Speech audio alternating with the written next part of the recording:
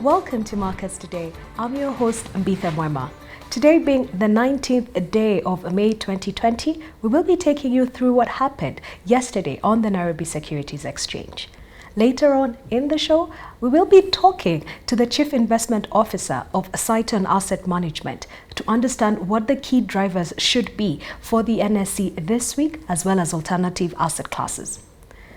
The NSE yesterday on Monday closed lower in as far as turnover was concerned.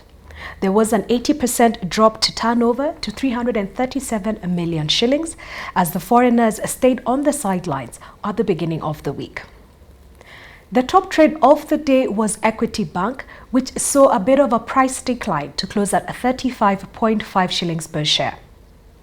Kenya Airways was the interesting play of the day with about 637,000 shares traded over the day at a price of 2.18 shillings per share.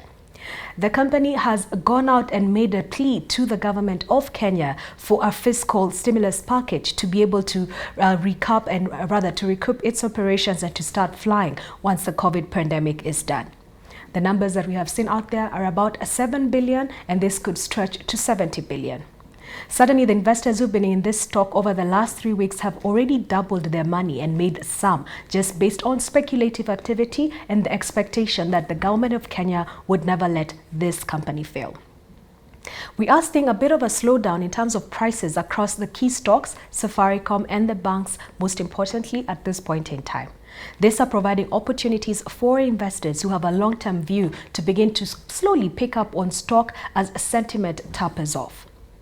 Just to be able to understand what key risks or opportunities are available to you as an investor, we will be talking to the Chief Investment Officer at Cyton Asset Management.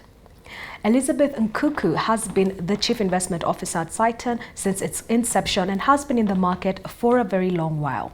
She will be taking us through the Cyton weekly report and giving us their house views on the outlook on currency, on interest rates, as well as asset allocation.